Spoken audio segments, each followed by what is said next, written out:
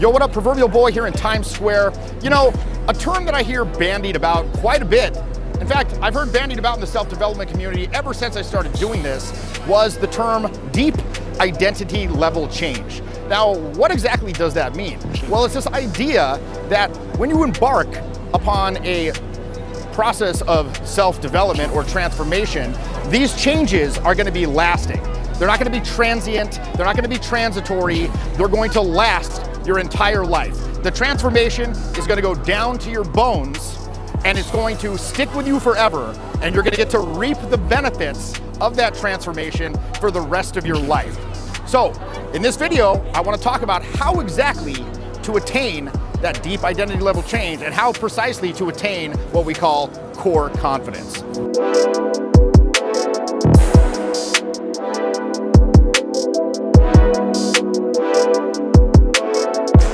Identity and behavior are inextricably twined, and they influence one another in subtle ways. And in many cases, it's kind of a case of the chicken or the egg. Which one comes first? Now, for me personally, I spent my entire freshman year in this self-development journey re-engineering my belief system, right? That was the first order of business. I had to re-engineer my belief system. What are your beliefs? What is your current identity? Well, you got to ask yourself the following questions. What do I like? What do I value? What are the values that I want to embody every day of my life? What do I not like? What do I find funny? What do I not find funny? What am I not willing to accept from other people? If I ask you these questions and you can come to immediate, strong answers right off the bat, and you know exactly what the answers to those questions are, then you have a strong identity. Now, even if you have a strong identity, if that identity has negative and disempowering characteristics, you're going to have to take pains to root some of those out. So how did I personally go about transforming my identity from that of a chode to that of a champion? Well, I'll tell you one thing, it certainly didn't involve sitting around in my room repeating mantras or self-affirmations to myself. Although, to be fair, the closest I ever came to that, I did have sort of a list of affirmations. So coming clean here, I actually did have a list that I had taped to the medicine cabinet in my bathroom. And it had 5 things on it. And those 5 affirmations, I guess, or mantras were as follows. Number 1, I move through this world without apology. Number 2, I make no excuses for my desires for what I want out of life. Number 3, people are a dime a dozen. I don't need validation from any single one of them. Number 4, rejection is a good thing, because even if somebody didn't like my approach, I learn something every time. It's more data points that I can feed into the machine so I can start to see patterns emerge. And perhaps most importantly, number 5, I will behave as though all of the above are true, even if my emotions mislead me in the moment. Now, this is a great start. It was a great mindset, a great thing to look at before I went out and threw myself out into the world and tried to improve my charisma, try to improve my social skills. But I'll tell you one thing, I could have sat in that room in that bathroom in front of the mirror repeating that for 10 years, and it wouldn't do a damn lick of good without getting actual reference experiences, without actually going out into the world and taking action. And I think for a lot of people, what you're going to find is it's a progress of progressive desensitization. You know, if you have anxiety around the very idea of going up and introducing yourself to a stranger at a party, if that gives you anxiety and trepidation, you likely have several anxiety triggers that have been installed over time. You know, we can argue whether these are instinctual or whether these are learned anxiety triggers. I'd say it's a combination of both, given the fact that we are social animals and we're relatively weak compared to a lot of other animals you see out there. Again, weather makes us die, not a really great situation. You know, we have to band together in a tribe, and so, you know, we were probably taught on an instinctual level to some degree that exclusion from the tribe, social humiliation can equal death, right? You could get banished from the tribe, cast out into the wilderness. You get caught in a rainstorm, die from hypothermia, exposure. You get eaten by a saber-toothed tiger, right? So again, you might have a lot of intrinsic social anxiety triggers. And then of course you have learned social anxiety triggers from when you weren't picked for dodgeball in 5th grade, or when you expressed that you liked Susie in 3rd grade and she told everyone and everyone laughed at you, and then some kid came up behind you and pulled your pants down and smacked you in the face and stole your lunch money. So, you know, you might have social anxiety triggers installed. Now in cognitive behavioral therapy, if you have a phobia, whether that's of snakes, whether that's of heights, whether that's of water, whether that's claustrophobia, whatever it is, there's something that they call extinction therapy. And basically what extinction therapy is you're exposed to progressively more frightening iterations of whatever situation you're afraid of until over time those hot triggers are cooled off. So in my experience, a lot of clients that I have, in fact, a great deal of them, they feel that their struggles with social anxiety, they feel that their inability to express themselves charismatically on a consistent basis represents some sort of inherent failing on their part. They're like, you know what, not everyone feels this way. You know, feeling nervous about socializing, this is unique to me. These inhibitions are unique to me as an individual. Nothing could be further the truth. In fact, it's the human condition. Everyone feels this way to some degree or another. And I think that the best refutation to this idea that it's this unique problem that only you have is given by evidence of those who have gone before. If you were to have seen myself or my buddy Owen or my buddy Julian or anyone that you think of as being competent at this stuff, if you saw us when we first started, you would have no doubts whatsoever about your ability to replicate anything that you see us do socially, because quite frankly, we sucked very badly. My buddy Julian talks about not even being able to ask directions from an old lady at the newsstand, right? That's what he struggled with. When I first started out, that was the definition of bold, not confident. You know, I would act out in flashy ways, but I knew damn well that I wasn't going to get results. It was my way to make the rejections on my own terms. So when I decided in earnest to actually learn this stuff, my progressive desensitization process looked a little something like this. At first, I would just go out and start making eye contact with people. Like that was the level I was at. I had difficulty making eye contact with people, much less standing in like a crowded environment such as this, like putting myself at the center of attention in many ways, while various like German tourists stare at me with a weird look. You know, I couldn't even make eye contact with people, so I just walk around doing that. Then I walked around on my lunch break downtown and I would say hi to like 100 random people. What did I find? I found that, well, about 10% of the people would be like, don't talk to me, you know, some sort of like antagonistic reaction, like, huh. About 10% of the people would actually stop and engage me in some kind of short conversation. They'd be like, oh yeah, hey, how's it going? And about the vast majority, however, 80%, gave zero fucks whatsoever. They would just be like, hey, and continue on their way. And this gave my mind, my midbrain that's screaming out, don't do this, and gave it the proof, not the promises. Again, proof, not promises. That's what your midbrain wants. You can logically tell it all you want. This is not going to have any serious ramifications for my life, but your midbrain's screaming, no, social humiliation equals death, don't do this. So by doing that, I'm like, okay, I'm still here, I'm not vaporized, I'm still corporeal. Okay, that's proof that I can continue to push things a little bit further. From there, the people that did stop and talk to me, I started pushing those interactions a little bit longer. Then I started injecting more of my own personality and humor into those conversations. Then, maybe if it was someone that I was interested in seeing again, I would extend an invitation to maybe hang out later. From there, I'd actually hang out with those people and form deep connections with those people, and so on and so forth. So again, it's a process of progressive desensitization. Now, of course, it's difficult to feel confident when you don't have a lot of experience. So when I first started out, the order of the day was fake it till you make it, right? So in other words, I imagined a brash character for myself called Jeffy. Now, who is Jeffy? How did Jeffy act? Well, Jeffy was basically identical to me, but a little bit bigger in emotional color, almost a caricature of myself. And I'd say that the main defining characteristic of this character was that Jeffy doesn't give a fuck. He just doesn't give a fuck. He don't give a fuck about nothing. So let me explain a little something. In the words of, I believe it was one of the members of NWA, not sure which. My favorite, of course, being Eazy-E, because he's a bit of a short individual like myself. Short kings rise up. Rest in peace, Eric Wright. But that guy just didn't give a fuck about anything. And so, look, that fake it till you make it, that served me very well in the early years, in kind of the early stages of my personal development.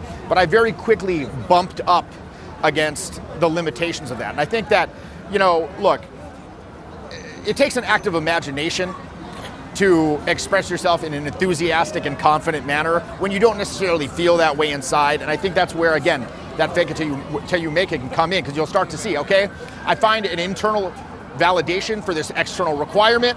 I put it on, I put that on like a coat. I go out and I see what happens. Lo and behold, very often you get a good result, and that feeds into a feedback loop where you want to go and do it more and more. But I think that there are, as I said, a couple limitations to the fake until you make it mentality. Number one, it holds within it the assumption that you aren't already enough.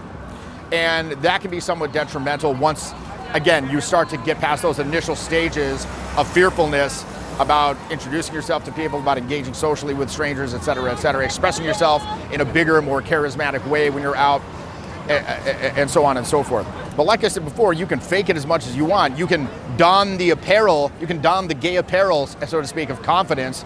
You can put that facade on as much as you want, but ultimately, if you're not taking massive action, so you start to familiarize yourself with the various techniques involved with whatever you're trying to learn, and start to see the patterns emerge and internalize those on a deep intrinsic level where it no longer requires much of your intellect's conscious attention. If you're not doing that, again, you're going to run up against difficulty, because you can fake confidence, but what you cannot fake is competence. Now, there's an old saying, experience breeds competence, which breeds confidence. So you got to get out there and start doing it. Think about this process. If you've ever been to been on a fitness endeavor, or if you've ever gone to the gym, or you've ever gone to, say, a dance class, or maybe you started going to jujitsu or something like that. When you first go to that dance class, you see all of the advanced people, and they seem effortless. They're doing all these crazy moves, they're contorting their bodies in these intrinsic or intricate ways that seem far beyond your ability. They are far beyond your abilities, and you're a bit intimidated. But after several months of going to that class, whether it's jujitsu, whatever, say jujitsu, you're getting your face ground into the mat and your ass handed to you every single day for 3 months, well, you start to see a little glimpses of what it should look like. Maybe actually you get out of that chokehold. Maybe you actually flip the script on the blue belt and you get a win, and you get those little glimpses of what it's supposed to be like, and that feeds the fire. And that's when that initial confusion and frustration gives way to fascination, possibly even addiction, where you want to do it more and more and more. So ultimately, like I said, you want to ditch that fake it till you make it approach. I mean, again, it'll serve you very well in the beginning, but ultimately to get that deep identity level change that goes down to the bones and have that internalized, there's 2 variables that you want to mess around with and you want to increase as much as you possibly can. And these are totally within your control. Number 1, you want to increase your sense of control over the situation. I think that a lot of people, they're intimidated when, to start improving their social skills. They're intimidated to start learning how to express themselves in a more charismatic fashion because they just don't know where to start. There's a lot of confusion, right? It's a skill set. It's not just one individual skill. You got to learn, there's a lot of parallel focuses, and you got to kind of accept that you're not going to be able to learn them all at once. For example, just to create a vibe, there's a lot that goes into a vibe. You have to learn how your entire energy system communicates in life and in interactions. How do you take energy from the universe and transform that into communicative concepts that you're expressing with your facial expressions, eye contact, gesture, touch, proximity, movement through space, vocal tonality as distinct from verbal meaning, all right? Your emotional process, how is that coloring everything? Do you have open and free access to intuition where you are now a conduit for these higher energies, right? You feel like it's happening through you. You hit a flow state. Every time you hit a flow state, you become an increasingly extraordinary individual. Hitting that flow state, allowing it to happen through you, that not only connects you to the world, but it makes you more distinct and it reinforces your uniqueness.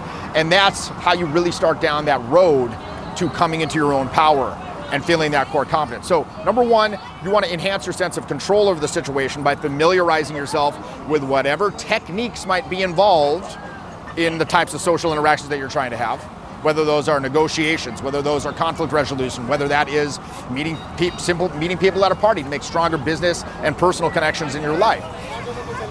Learning, again, the conventions and waypoints of those types of interactions. Again, learning what goes into expressive communication, what goes into projecting yourself. How do you make yourself be more expressive and compelling in your face, your voice, your body? Again, learning the intricacies of those things. That's number 1, enhancing your sense of control. Number 2, you got to enhance your sense of commitment. For me, it was imperative that I learn this. It wasn't even a question. There was no going back. because I had a series of terrible relationships in which I felt I had no agency whatsoever in either making those connections, that kind of fell in my lap, no agency in keeping those connections. I felt codependent and trapped in those relationships because I felt I didn't have any other options. I was racked with scarcity, lack of self-confidence, et cetera, et cetera. And I was like, never again. After a particularly bad breakup, I'm like, never again. I'm never going to experience this ever again.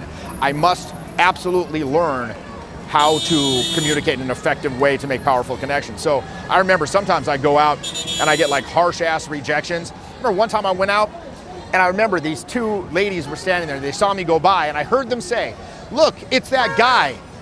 He's getting worse every week." And they were, of course, referring to my like demeanor, my behavior, and my garish appearance. And I remember going home and thinking, what are you doing, man? Like, you're not getting better. You're not improving. You're just making a fucking fool of yourself.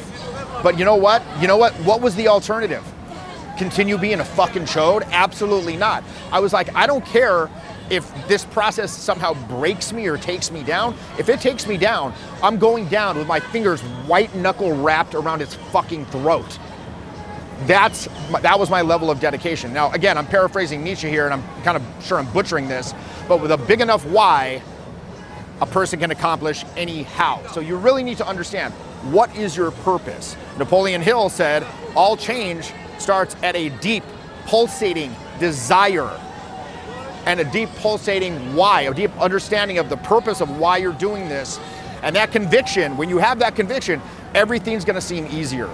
You're gonna want to go out more. Things are not going, no matter what it takes, no matter what hardship you have to endure, you're gonna slog through that initial pain period where you don't see the results, and you're gonna cross the barrier, and you're gonna make it to the fucking promised land. And let me tell you, when you finally do, that sense of self-accomplishment, seeing the results, getting the reference experiences, one day you're just gonna look up and you're gonna realize this is just who I am now, right? Identity is fluid, but it's important to understand it's a slow-moving fluid, like molasses, all right? You have to have consistent application and direct it where you want it to go over time. But again, there's another old self-help aphorism. People overestimate what they can accomplish in a month, and they underestimate what they can accomplish in a year. Again, the time's gonna pass anyway. One day you're gonna look up, 5 years are gonna have passed, 10 years are gonna pass. For me, 20 years have passed, and it seems like a blink of an eye, but now here I am, and this is just who I am now. When I first started, I wasn't able to say, I'm good at expressing myself charismatically. I wasn't able to say, I can go to a party where I don't know anyone and make friends very quickly. I can land in a city where I don't know anyone and set up a rudimentary social circle in probably a couple weeks. Maybe not best friends forever, but it's gonna be a start. It's gonna be a start, and I can build from there. That is a dramatically underappreciated ability in today's society, particularly as you get older, because when you're younger, really easy to make friends. You're in these situations where it's like set up for that. College, you're put in a dorm, the parties, et cetera, et cetera. You get older, your friends move away. Hell, you get old enough, they start dying. I got a list of dead people, it's kind of morbid, but it happens. Are you able to go out and make friends? I'm able to do all those things. I wasn't at one time. How did I do that? Well, I decided the identity I wanted upon. I proved it to myself by celebrating small victories again and again and again. And again, throwing myself out there repeatedly until I started to see the patterns emerge, until I gained enough familiarity with the techniques involved, enough familiarity with my own communication system, where it no longer requires much of my intellect's conscious attention. Mind can get out of the way, allow the intuition to assert itself, and I can just flow, I can have fun. It's not something that's like this balls-racking referendum about my value as a human being.